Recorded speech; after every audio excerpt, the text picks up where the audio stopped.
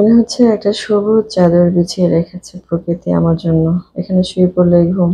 আহা, এদিকে তাকানো ঠিক হবে না। হ্যালো সবাইকে, welcome back to my another blog. সাধারণত সকাল থেকেই শুরু করি ব্লগ ভিডিও। সকালের খুব সুন্দর একটা পরিবেশ দেখালাম। আর এরপরেই দুপুরে রান্নার আয়োজন বসিয়ে দিয়েছি।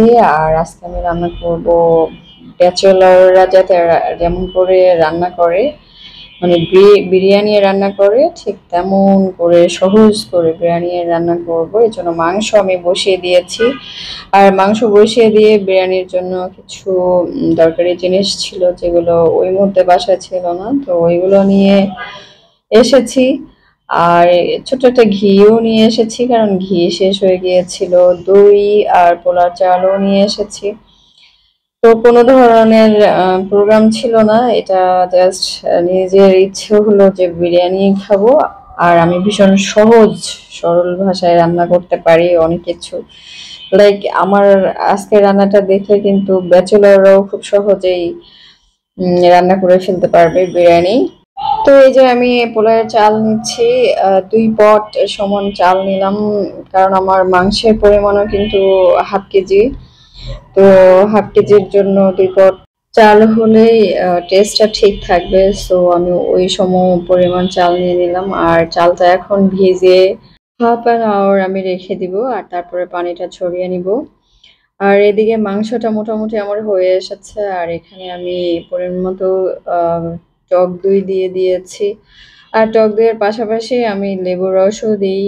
এই স্টেজে আমি ঘি দিয়ে দিয়েছি, কারণ কি মাংসটা যখন শুরুতে রান্না বসিয়ে দিয়েছিলাম, নর্মালি আমি যেভাবে রান্না বসাই সব মশলা দিয়ে বসিয়ে দিই। আর কষানোর সময় তেল বা বাকি মশলা যা থাকে সেটা দিই। তো এই জন্য মাংস কষানোর সময় আমি এখন বিরিয়ানির যে মশলাটা আছে এটা ওই সময় দিলাম, দিয়ে মাংসটা খুব ভালোভাবে কষিয়ে নিব। দেখতেই পাচ্ছেন কষাতে কষাতে মাংস একেবারে লাল হয়ে গিয়েছে, আর একটু কষালে তো কালো ভুনাই হয়ে যাবে। আর এখানে আমি বেরেস্তা দিয়ে দিয়েছি। বেরেস্তাটা দিলে কিন্তু একেবারে টেস্টটাই চেঞ্জ হয়ে যায়, একদম অন্যরকম লাগে খেতে। আর এরপরে যে আমি আলু ফ্রাই করে নিয়েছি, আলুটা আমি মাংসের সাথে দিয়ে দিলাম যখন আমি কষাচ্ছি। তো আলুর সাথে মাংসটা দিয়ে অবশ্যই আরো একটু কষিয়ে নিতে হবে স্বভাব সুলভভাবেই, কারণ আলুটা উপর থেকে ফ্রাই হয়েছে, ভিতরটা কিন্তু শক্তই আছে। আর পোলাওর চাল দিলে কিন্তু খুব বেশি আর সময় থাকে না মানে সিদ্ধ হওয়ার, কারণ চালটা তো দ্রুতই হয়ে যায়। সো এখানে কষিয়ে আমি আলুটাকে মোটামুটি সিদ্ধই করে ফেলবো। আর তারপরে এই যে পানি ঝরানো যে পোলাও চাউলটা ছিল এটা আমি এখন দিয়ে দিচ্ছি।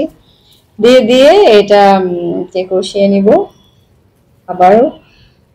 এখানে যেমন পোলাও রান্না করতে পোলাও ঝরঝরে যখন ফিল হয় তখন পানি দিতে হয়, কিন্তু এটা তো তরকারির মধ্যে আপনি চাল দিচ্ছেন, সো এখানে ঝরঝরে হওয়ার কিছু নাই। মোটামুটি একটু কষিয়ে আপনার যখন মাইন্ড স্যাটিসফ্যাকশন আসবে তখন আপনি পরিমাণ মতো পানিটা দিয়ে দিবেন। পানি দিয়ে ঢেকে দিলে, দমে দিয়ে দিলে ব্যাস বিরিয়ানি রেডি। এই যে আমার বিরিয়ানি মোটামুটি রেডি হয়ে গিয়েছে। আর আমার কাছে অ্যাভেলেবেল ছিল যে পেঁয়াজ, বেরেস্তা আর হচ্ছে কয়েকটা কাঁচামরিচ দিয়ে দিলাম, পুদিনা পাতা দিয়ে দিলাম। আরো কিছু উপকরণ ছিল, যেমন বাদাম ছিল, তারপরে কিশমিশ ছিল। আমি আর এগুলো দিই নাই, কারণ জানি না কেন এভাবেই সিম্পলি খেতে ভালো লাগবে ফিল করে এভাবেই রান্না করেছি। আসলে অসাধারণ ছিল, খুব বেশি কিছু দিলে অনেক কিছুর টেস্ট অনেক রকম লাগে। এইভাবে সিম্পলি খুব মজাদার ছিল। দেখেন আমার বিরিয়ানিটা কত ঝরঝরে আর সুন্দর হয়েছে, একদম ইয়াম্মি ছিল। আমার হাজবেন্ড খেয়ে বলেছে যে সুলতান ডাইনের কাচ্চি বিরিয়ানির থেকেও তোমার বিরিয়ানি বেশি টেস্টি ছিল। এর থেকে বড় কমপ্লিমেন্ট আর কি হতে পারে বলেন? একটা মেয়ে মানুষ যখন রান্না করে আর তাকে কেউ খেয়ে কমপ্লিমেন্ট দেয়, বিশেষ করেন যদি খারাপও হয় কিছুটা, বাট কেউ যদি এত সুন্দর কথা বলে আসলেই খুব ভালো লাগে। তো সেদিন রান্না করেছিলাম বিরিয়ানি, আর এটা নেক্সট ডে রান্না ছিল আমার। তো আগের দিন ভীষণ রিচ ফুড খাওয়া হয়ে গিয়েছিল বিরিয়ানি। সে পরের দিন সিম্পলি একটু মাছ, ডাল, ভাত, ভর্তা করেছিলাম। তার মধ্যে মাছের রান্নার শুটটা করতে পেরেছিলাম, বাকি আর সময় হয়নি করার।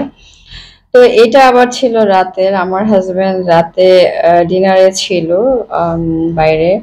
তো আসার সময় আমাদের কথা চিন্তা করে, আমার আর আমার মেয়ের আর কি কথা চিন্তা করে একটা পার্সেল নিয়ে আসে। তো দেখা গেল যে দুপুরবেলা তো আমরা সিম্পলি মাছ ভাত খেয়েছি, আবার রাত্রে এই যে ফ্রাইড রাইস, মানে Chinese vegetable, chicken fried rice এগুলো নিয়ে এসেছে। তো রাত্রে আবার এগুলো খুব মজা করে খেলাম। আমি অল্প একটু ফ্রাইড রাইস নিয়েছিলাম আর ভেজিটেবল বেশি করে নিলাম, কারণ আমার এই টাইপের ভেজিটেবল ভীষণ ভালো লাগে খেতে। তো এগুলো খেলাম, মাশাআল্লাহ ভীষণ টেস্টি ছিল। ইদানিং জানি না কি হয়েছে, আমার ভীষণ ক্ষুধা লাগে। আমি মেনটেন করতাম যে আমি যাতে আরেকটু স্লিম হই, যদিও আমার অসুখের তাণ্ডবে আমার ওজন 2 কেজি কমেছে। মানে আগে আমি 60 কেজি ছিলাম আর এখন 58 কেজি হয়েছে। বাট আমার এত ক্ষুধা লাগে আর এত খাওয়ার প্রতি এনার্জি, যা দেখি তাই খেয়ে ফেলি। আর এটা অসুস্থতার পর থেকে এটা হয়েছে। আর এর জন্য আমার হাজবেন্ড এটা ফিল করে যে আমার ভীষণ ক্ষুধা লাগে আর যা দেখি তাই খেতে চাই। সো বাইরে এসে যখন যা কিছু খায়, যদি সম্ভব হয় যে নিয়ে আসা যায়, তাহলে পার্সেল নিয়ে আসে। তো এই যে পুডিংও নিয়ে এসেছিল, খেয়েছিলাম। আর তারা বাইরে খেয়েছিল, কি কি খেয়েছিল যে দেখেন, তারা অনেক ওই যে অন্ধন, তারপরে হচ্ছে দেখা যাচ্ছে স্যুপ, তারপর বান, আচ্ছা কোল্ড ড্রিঙ্কস, তারা অনেক কিছু খেয়েছে। বাট আমার জন্য পুডিংটা নিয়ে এসেছিল আলাদাভাবে পার্সেল করে। আমার খুব ভালো লেগেছিল এবং আমি বলি নাই তাকে, বাট আমার মনে হয়েছিল যে স্যুপ একটা পার্সেল নিয়ে আসলেও তো আমি খেতাম। এটা আমি অবশ্য তাকে বলি নাই। What are you doing? What are you doing? Penguin. This is penguin. Come on. Bye, penguin. Yeah, it's cool.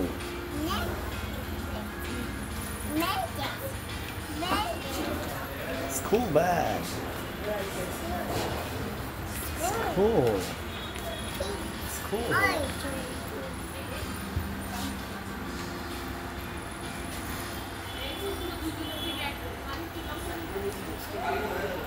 আসলে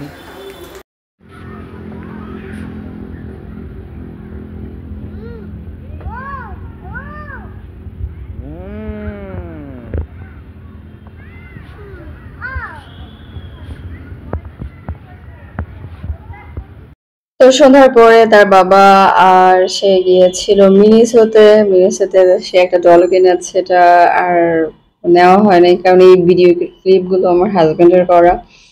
আর তারপর তারা এই যে মানে কার রাইড করতে গিয়েছিল, এটা শেপ টেবিলে, মানে 300 ফিটের দিকে।